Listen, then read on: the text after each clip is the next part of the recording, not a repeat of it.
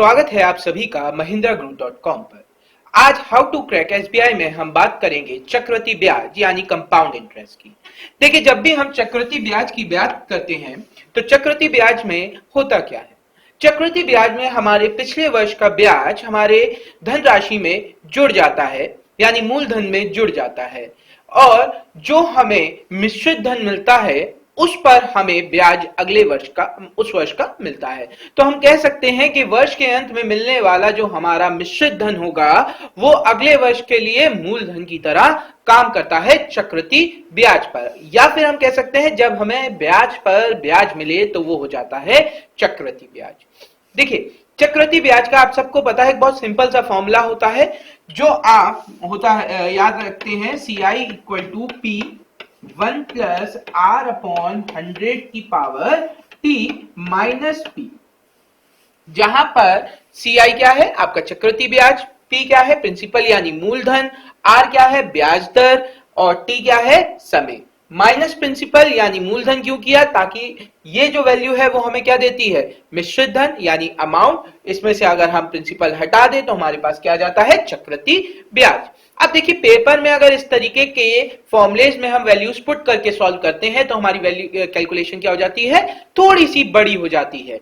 तो हम क्या करेंगे, आज तरीका सीखेंगे कि ऐसी कैलकुलेशन को हम बिना फॉर्मुलेज के जल्दी कैसे करें।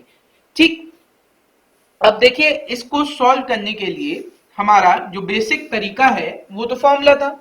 अब इसकी ट्रिक क्या अप्लाई कर सकते हैं, देखिए इसको दो तरीके हैं ट्रिक अप्लाई करने का, एक तो स्लैब मेथड है, एक 11 की पावर। चलिए, नाम में शेक्सपियर ने क्या रखा है तो उसको छोड़ते हैं, यहाँ पे बात करते हैं कि अगर हम पहले मेथड की बात करें कि आपको अगर 10,000 रुपए दिए गए हैं, कितने रुपए दिए गए हैं, 10,000 रुपए दिए गए हैं 10% से 2 वर्षों में के लिए।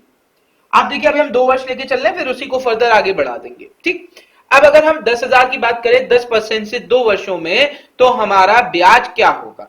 आप देखिए, लॉजिक क्या है कि पहले वर्ष का 10% आपका 1,000 रुपए हो गया, पहले वर्ष का 10% 1,000 रुपए हो गया, जो इतना ही रहेगा, चाहे चक्रवृद्धि ब्याज हो चाहे साधारण ब्याज हो, क्योंकि चक्रवृद्धि और साधारण ब्याज का कोई अंतर नहीं होता पहले वर्ष के लिए, क्योंकि दोनों समान है। चक्रवृद्धि ब्याज के लिए हमें ब्याज चाहिए होता है SI यानी साधारण ब्याज से ज्यादा होने के लिए, तो यहां पे अभी हमारे पास पहले कोई ब्याज था ही नहीं, तो SI CI बराबर हो गया। अब बात करते हैं नेक्स्ट ईयर की। अब जब नेक्स्ट ईयर की बात करते हैं तब क्या हो जाएगा, हमारे 10,000 पे तो ब्याज मिलेगा ही मिलेगा जो हमारा मूलधन है, और हमें जो ब्याज मिला है पहले वर्ष में यानी ये जो 1,000 रुपए है इस पर भी हमें क्या मिलेगा, ब्याज मिलेगा। यानी हम कह सकते हैं कि अब जिस धनराशि पे हमें ब्याज मिल रहा है वो कितना हो गया, 11,000 हो गया। तो एक तरीका क्या है, आप 11,000 का सीधे 10% निकाल लें, जो क्या हो जाएगा 1100। तो 1100 रुपए आप डायरेक्टली लिख सकते हैं, या फिर क्या कर सकते हैं, 10,000 का 10% 1,000 रुपए, और फिर इस 1,000 पर जो ब्याज मिला वो 10 रुपए। ठीक है, सॉरी 100 रुपए हो गया, 1,000 का 100 रुपए 10% ब्याज आ गया हमारे पास। अब हमारे पास टोटल ब्याज क्या हो गया, 1,000 और 100 2100 रुपए हो गया। तो हमारा बेसिक कॉन्सेप्ट क्या है कि पहले एक साइड हम अपना जो 10,000 यानी प्रिंसिपल पे ब्याज मिल रहा है वो लिखते चले जाते हैं, और इस तरफ हम लिखते हैं जो हमारे ब्याज पर ब्याज मिलता है। आप देखिए, यहां पर ये जो 1,000 है ये हमारा क्या है, साधारण ब्याज हो जाता है। आप देखिए, 2 वर्ष में आपको कितना ब्याज मिलता, साधारण से 2,000 मिलता, तो ये हो गया हमारा 2,000, और इस पर मिलने वाला ब्याज हमारे चक्रवृद्धि ब्याज को की अधिकता बताता है साधारण ब्याज से। यानी ये जो है वो हमारा अंतर है SI और CI का। इसे अभी हम लोग फर्दर डिस्कस करेंगे बाद में, पहले आगे इस मेथड को देखते हैं। अगर मैं यहाँ पे 3 वर्ष कर देता, कितने वर्ष कर देता, 3 वर्ष कर देता, तब क्या होता, तब ये हो जाता कि 10,000 का 10% मिलता 3 वर्षों के लिए, तो 2 वर्षों के लिए सेम यही कंडीशन। तीसरे वर्ष में क्या हो जाता, 10,000 का 10% 1,000 रुपए, उसके बाद क्या होता, 1,000 का 10% 100 रुपए, और इस 1,000 का 10% 100 रुपए, और इस 100 का 10% 10, यानी ये हो गया 3,310 रुपए। तो 10,000 का 10% से 3 वर्षों के लिए चक्रवृद्धि ब्याज हो जाएगा 3,310 रुपए। अब इसका दूसरा मेथड क्या है, दूसरा मेथड क्या है कि हम इसे 11 की पावर के फॉर्म में लिखें। अब 11 की पावर के फॉर्म में हम इसे कैसे लिख सकते हैं, मान लीजिए मैंने 11 का स्क्वायर लिखा। अब यहां पे मैं 11 का स्क्वायर इसलिए नहीं ले रहा हूं क्योंकि ये 10 है, वो हर कंडीशन में चलेगा क्योंकि हमें 11 की पावर ये बताता है कि इसमें ये जो टर्म्स आ रहे हैं वो कितनी बार रिपीट हो रहे हैं। कैसे? 11 का स्क्वायर होता है 121, ये जो आपका 1 है ये आप मल्टीप्लाई कर दीजिए प्रिंसिपल से, यानी 10,000 से, ये आपको दे रहा है आपका प्रिंसिपल। ठीक है, अब क्या हुआ, 2 है, ये 2 हमें क्या करना है, इस 10,000 पर जो ब्याज मिल रहा है वो लेना है। तो 10,000 पे कितना ब्याज मिलेगा, 1,000 रुपए मिलेगा, तो 2 इंटू 1,000 कर दिया हमने। अब क्या करेंगे, +1, और इसमें क्या करेंगे, इस 1,000 पर जो ब्याज मिल रहा है वो 100 लिख देंगे। तो आप देखिए आपका ये जो वैल्यू आ गई 121 की मदद से पूरा अमाउंट आ गया। ये 1, अगर आपको ये सिर्फ सीआई चाहिए तो हम ये 10,000 इंटू 1 हटा देंगे, यानी ये अमाउंट प्रिंसिपल वाला पार्ट हटा देंगे, तो हमारे पास ये जो बचा ये क्या है, हमारा चक्रवृद्धि ब्याज है। आप देखिए यहाँ पे क्या किया, 2 इंटू 1,000 यानी 1 और 2,000 आ रहा है। एक इस 1,000 पर मिलने वाला ब्याज जो 100 रुपए है वो एक बार मिल रहा है, इस 1,000 पर मिलने वाला ब्याज कितनी बार मिल रहा है, एक बार। तो ये जो 121 है ये हमें क्या बता रहा है कि हमें जो ब्याज है वो कितने पर, जो टर्म है वो कितनी बार आएगा। अब देखिए जैसे मैंने माना 3 वर्ष की बात हो रही थी तो 11 का क्यूब ले लिया, 3 वर्ष की बात है, 2 वर्ष की बात थी तो स्क्वायर, 3 वर्ष की बात है तो 3, और 4 वर्ष की बात हो तो 4, वो हम डिस्कस कर लेंगे। तो 11 की पावर 3 ले लिया, 11 की पावर 3 का मतलब होता है 1331, ठीक है, 1331। अब क्या करेंगे, 1 इंटू 10,000, यह हमारा बता रहा है प्रिंसिपल। फिर क्या करेंगे, 3 इंटू 1,000, 10,000 का 10%, 1,000। आप देखिए 1 2 3 बार 1,000 आएगा। अब क्या करेंगे, 3 इंटू 100, 1,000 का 10%, 100। आप देखिए 3 बार 100 आ रहा है, 1 2 3, 3 बार 100 आ रहा है। फिर क्या करेंगे, 1 इंटू 100 का 10%, 10। अब आपने देखा आपके पास कितनी बार आ रहा है, ये एक बार 10 आ रहा था। तो ये जो 1 2 3 3 1 है ये आपका क्या बताता है, हमें रिपीटेशंस बताता है, जिसमें हमें यहां पर ये ब्याज मिल रहा है। अब देखिए अगर इसी मेथड को हम एक और एग्जाम्पल से देखते हैं, मान लीजिए मैंने कहा 1,000 रुपए 20% से, ठीक है, 1,000 रुपए 20% से मैंने दिए हैं। अलग अलग कंडीशन देखते हैं। पहले बात करते हैं 2 वर्ष की। तो 2 वर्ष के लिए हम क्या करेंगे, 11 का स्क्वायर करेंगे, यानी 121, 1 इंटू 1,000, 2 इंटू 1,000 का 10%, सॉरी 20% था ना, 1 इंटू 1,000, 1,000 का 20%, 200, और 200 का 20%, 40। सही है, तो हमें कितना मिल गया, 200, सॉरी 440 होगा, 2 इंटू 200, 400, 440 रुपए हमें ब्याज मिल गया। अगर हम 3 वर्ष की बात करते, 3 वर्ष की बात करेंगे तो हमारे पास क्या आ जाएगा, 1 3 3 1, 1 इंटू 1,000, ये क्या बता रहा है, हमारा प्रिंसिपल बता रहा है, 3 इंटू 200, 1,000 का 20%, 200 आ गया, ये हमारा 3 बार आएगा। अब क्या करेंगे, 200 का 20%, 200 का 20%, 40, ये 3 बार आ गया, और 1 इंटू 40 का 20%, 40 का 20% कितना हो जाएगा हमारा, 40 का 20% हो जाएगा 8, ठीक है, 40 का 20% हो गया 8। तो ये हमें बता दिया 3 वर्ष की बात हो गई। अब हम बात करते हैं 4 वर्ष की। 4 वर्ष की बात करें तो हमारी कंडीशन क्या होगी, अगर हमने वही 1 4 6 4 1, ठीक है, 4 वर्ष की बात थी इसलिए हमने क्या किया, 11 की पावर 4 रख दिया। अब 11 की पावर 4 होता है 1 4 6 4 1, तो 1 into 1,000, 4 into 200, 6 into 40, 4 into 8, 1 into कितना हो गया 1.6। तो आपका अगर 4 वर्ष की बात होगी तो इस तरीके से निकल आएगा। सो आप इस तरीके से एक 11 की पावर्स के फॉर्म में आप निकाल सकते हैं कंपाउंड इंटरेस्ट, जिससे आपका जल्दी भी आ जाएगा, कैलकुलेशन भी आसान हो जाएगी। और जो स्लैब मेथड है उसमें अगर आप भूल जाते हैं कहीं, ऐसी कंडीशन यहाँ पे नहीं आएगी क्योंकि आपको पावर के फॉर्म में है। इसको अगर आपको स्क्वायर्स और क्यूब्स याद है तो आप इसे जल्दी कर लेंगे। चलिए अब हमने आपसे एक कंडीशन बताए थे एसआई और सीआई वाली डिफरेंस की, जिसे हमने कहा था हम लोग उसे आगे डिस्कस करते हैं। तो देखिए यहाँ पे क्या कंडीशन है, जैसे मैंने लिया 100 रुपए 10% से 2 वर्ष की बात करें, ठीक है, तो 10 10 1, तो हमें 2 वर्ष में 21% ब्याज मिला। ये है क्या, ये जो 10 और 10 है ये हमारा क्या बताता है, साधारण ब्याज बताता है, यानी सिंपल इंटरेस्ट बताता है। ये 10 10 10 और 1 क्या है, ये हमें बताता है चक्रवृद्धि ब्याज, ये पूरा हमें बता रहा है चक्रवृद्धि ब्याज। तो ये जो 1 है ये क्या हो गया, ये सीआई और एसआई का अंतर हो गया। ये जो 1 आ रहा है वो क्या है, सीआई और एसआई का अंतर है। आप यहां पे एक चीज याद रख सकते हैं क्या, कि ये जो 1 रुपए है वो क्या है, 10 पर मिलने वाला ब्याज है। यानी चक्रवृद्धि ब्याज साधारण ब्याज से 2 वर्ष में जितना ज्यादा है वो किस वजह से है, कि पहले वर्ष में जो मिल रहा ब्याज है उससे जो मिल रहा ब्याज है उसकी वजह से एक्स्ट्रा है। तो आप देखिए अगर आपको कभी इसका रिवर्स ऑर्डर में वैल्यूज आ जाए तो भी आप इसको निकाल सकते हैं। कैसे, कि 1 जो है वो 10 का कितना प्रतिशत है, 10% है, सही है।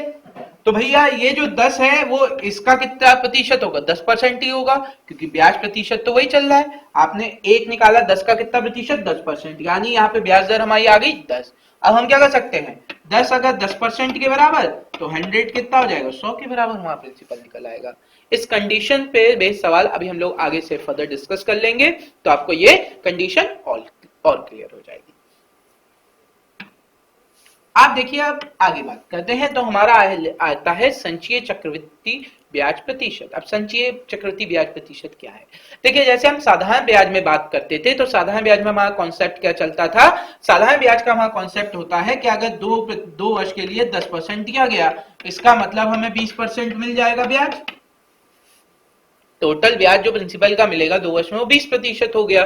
तो आप डायरेक्टली क्या करते थे, एसआई परसेंट निकालने के लिए आर इंटू टी कर देते थे कि टोटल ब्याज प्रतिशत जितना मिलेगा टाइम में वो हमें पता चल जाएगा कि एक वर्ष में 10, दूसरे वर्ष में 10, टोटल मिल गया 20%।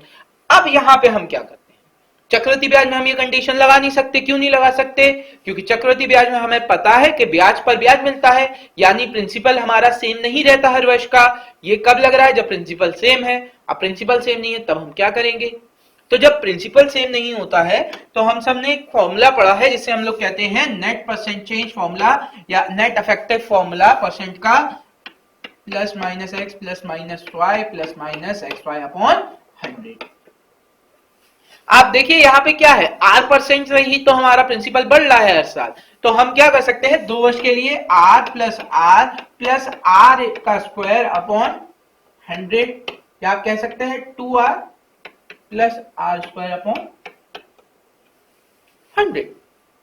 तो यहां पे हमारा क्या हो जाएगा, अगर हम 10% से देखते हैं 2 इंटू 10 प्लस 10 का स्क्वायर यानी 21%। तो 2 वर्ष में हमें कितना ब्याज मिल रहा है, 21%। तो यहां पर ये जो कंडीशन है इससे हमने 2 फॉर्मूले ड्राइव करे हैं। पहला करा है 2 वर्ष के लिए और दूसरा किया है 3 वर्ष के लिए। 2 वर्ष के लिए जो हमने फॉर्मूला ड्राइव किया है वो क्या हो जाता है कि 2r plus are square upon 100, ठीक है। और 3 वर्ष के लिए जो फॉर्मूला हमने करा है वो क्या हो जाता है 3r plus 3r square upon 100 plus 100 का क्यूब अपॉन 10,000। तो आप देखिए यहां पर इन फॉर्मुलेस की मदद से हम डायरेक्टली बता सकते हैं कि हमें कितना चक्रवृद्धि ब्याज प्रतिशत मिलेगा। 2 वर्ष के लिए हमें कितना मिलेगा, 2r plus are square upon 100, और 3 वर्ष के लिए कितना मिलेगा, 3r plus 3r square upon 100 plus r cube upon 10,000। एक एग्जाम्पल देख लेते हैं। मान लीजिए मैंने आपसे कहा 5%, हमें 5% चक्रवृद्धि ब्याज दर पर दिया गया है। तो अब ये 2 वर्षों के लिए कितना ब्याज प्रतिशत देगा, सिंपल क्या करेंगे, 5 दूनी 10 पॉइंट आर का स्क्वायर यानी 5 का स्क्वायर होता है 25, 25 बटे 100 0.25 हो जाएगा। तो हमारा 2 वर्ष का 5% से मिलने वाला चक्रवृद्धि ब्याज हो जाएगा 10.25%। तो आप प्रिंसिपल का डायरेक्ट इतना प्रतिशत निकाल के हम लोग बता सकते हैं कि चक्रवृद्धि ब्याज 2 वर्ष में कितना मिलेगा 5% से। अगर यहाँ पे 3 वर्ष की कंडीशन हो जाती तो हम कौन सा फॉर्मूला लगाते, 3r plus 3r square plus r cube upon 10,000। 3r का मतलब 3 इंटू 5 15, पॉइंट आर स्क्वायर यानी 5 का स्क्वायर 25, 25 दिया 75 बटे 100 यानी 0.75 हो गया यहां पर। अब क्या है आर क्यूब 125, 125 बटे 10,000 क्या हो जाएगा 125 बटे 10,000 हो जाएगा 0.0125। अब 0.0125 आएगा यहां पर तो ये हो जाएगा 15.7625% आपको 3 वर्ष में 5% से मिल जाएगा। तो अब देखिए यहां पर आप इन फॉर्मूलों की मदद से आप क्या कर सकते हैं 2 वर्ष और 3 वर्ष के आराम से चक्रवृद्धि ब्याज प्रतिशत, कुल चक्रवृद्धि ब्याज प्रतिशत आप कहना चाहें तो निकाल सकते हैं बहुत जल्दी।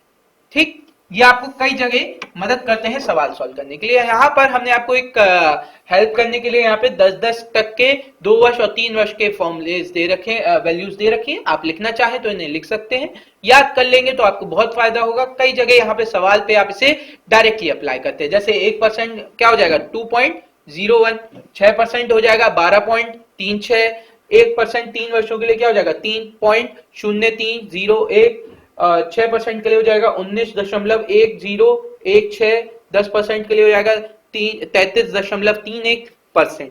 तो इस तरीके से आपकी ये जो वैल्यूज है 1 से लेकर 10 तक की अगर आपको याद होंगी तो पेपर में आप क्या कर सकते हैं बहुत इजीली इन्हें अप्लाई करके अपनी सवाल में इन्हें पुट करके आंसर दे सकते हैं। तो ये तो बात हो गई हमारी जब आपको क्यूमुलेटिव परसेंट निकालना हो। अब हम बात करें किसकी, चक्रवृद्धि ब्याज और साधारण ब्याज के अंतर की।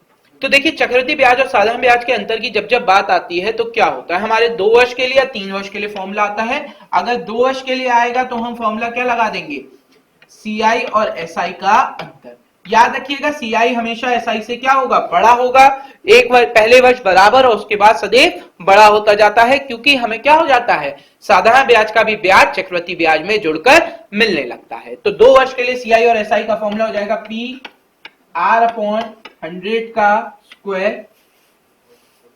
3 वर्ष के लिए हो जाएगा CI minus SI equal to P R upon 100 का स्क्वायर 300 प्लस आर अपॉन 100।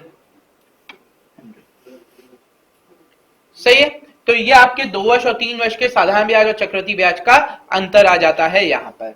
अब देखिए यहां पर अगर हम आगे बात करें तो आपका एक सवाल आता है जहां पे आपसे कहा जाता है धनराशि जो है वो n गुना हो जा रही है t वर्षों में। n गुना का मतलब है कि जो आपका अमाउंट है वो n टाइम्स हो गया, यानी 1 रुपए लगाया था 2 रुपए मिला, 3 रुपए मिला, 4 रुपए मिला, इस तरीके से। यानी अगर मैंने p धनराशि लगाई है तो मुझे t वर्षों में n टाइम्स यानी n p मिल रहा है, n प्रिंसिपल का n गुना होकर वैल्यू मिल रही है।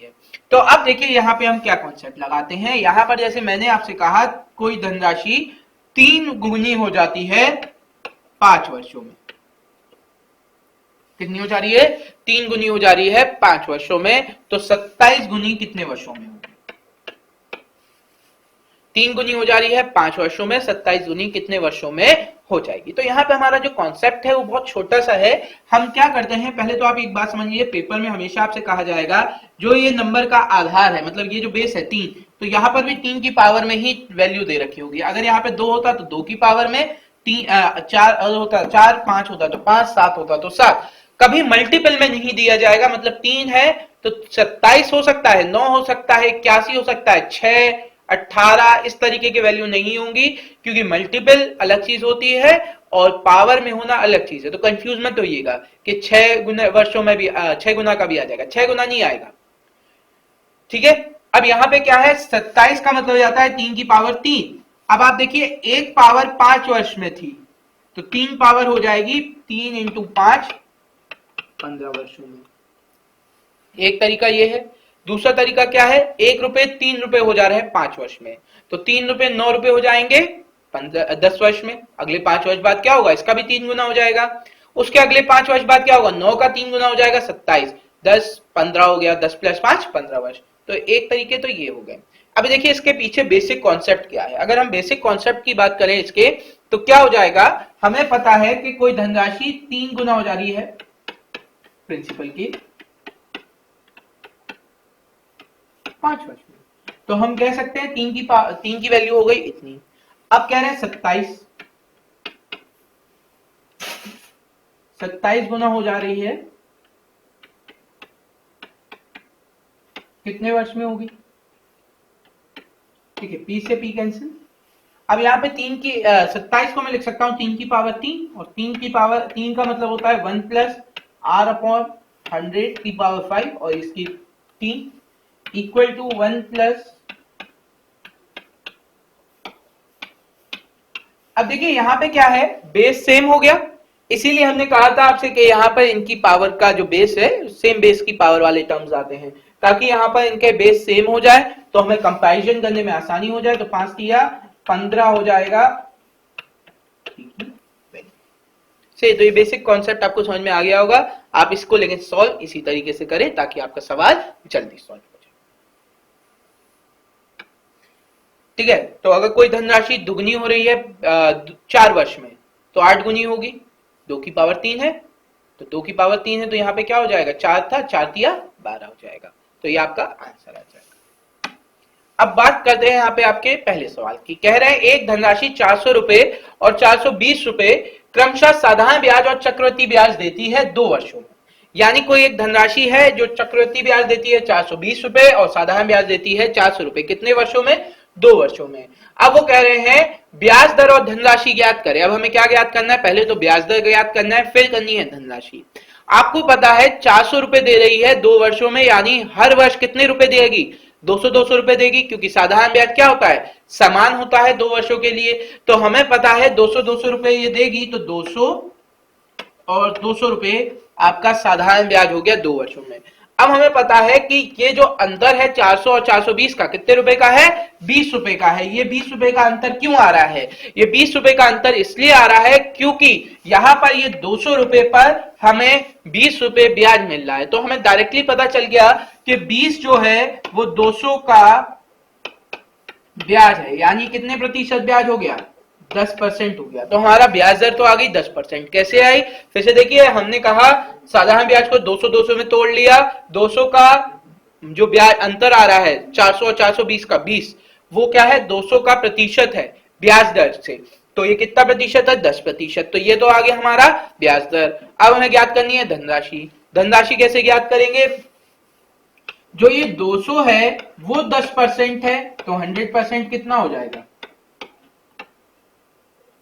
2000। सही है?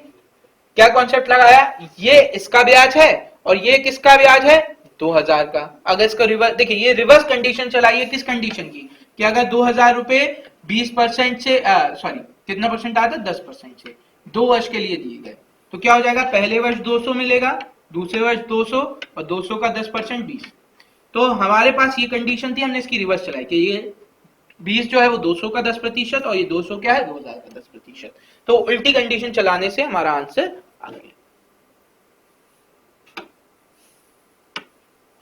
नेक्स्ट कंडीशन क्या दे रखी है? एक धनराशि 2 वर्ष में 8% की दर से 416 रुपए चक्रवृद्धि ब्याज देती है।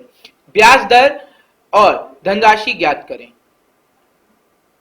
ब्याज दर तो है यहाँ पर, हमें ज्ञात करना है धनराशि। अब धनराशि हम कैसे ज्ञात कर सकते हैं? देखिए यहाँ पे क्या है? 416 रुपए है। अब ये जो 416 रुपए है ये कितने के बराबर हो जाएगा? देखिए यहाँ पर 2 वर्षों में 8% मिल रहा है, यानी ये 16.64% हो गया। हमने कौन सा फॉर्मूला लगाया है? 2r plus are square upon 100। आपको बताया था यहाँ पर। तो अगर हम 8 रखते हैं तो 2 दूनी 2 इंटू 8 16 हो जाता है, प्लस आर स्क्वायर हो जाता है 0.64 डिवाइड बाय 100 कर रखा है, तो ये हो गया 16.64। यानी हमें पता चला जो 416 है वो हो जाएगा 16.64। अब हमें क्या चाहिए? 100% चाहिए, तो इंटू 100 कर दिया, पॉइंट हटा, 00 आ गया। 416 से ये कितनी बार चला जाएगा? 4 बार चला जाएगा।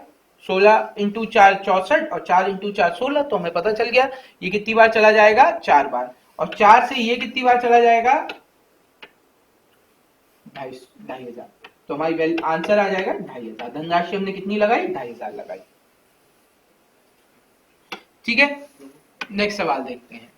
नेक्स्ट सवाल कह रहा है साधारण ब्याज और चक्रवृद्धि ब्याज का अंतर 2 वर्षों में 12% ब्याज दर से है 72 रुपए, धनराशि ज्ञात करें। अब हम कौन सा फॉर्मूला लगाएंगे?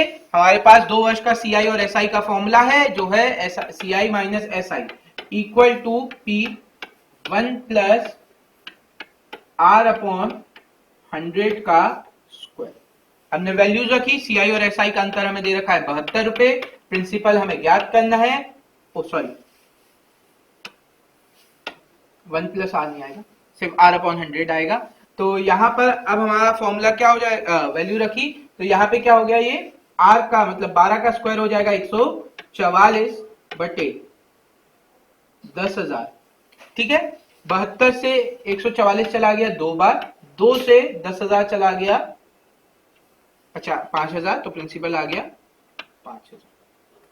आप इसी की रिवर्स कंडीशन यहां पे लगा सकते थे, कैसे? क्योंकि हमें पता है जो 72 है वो 12% होगा पहले वर्ष के ब्याज के, और ये जो आ रहा है वो 12% होगा प्रिंसिपल के।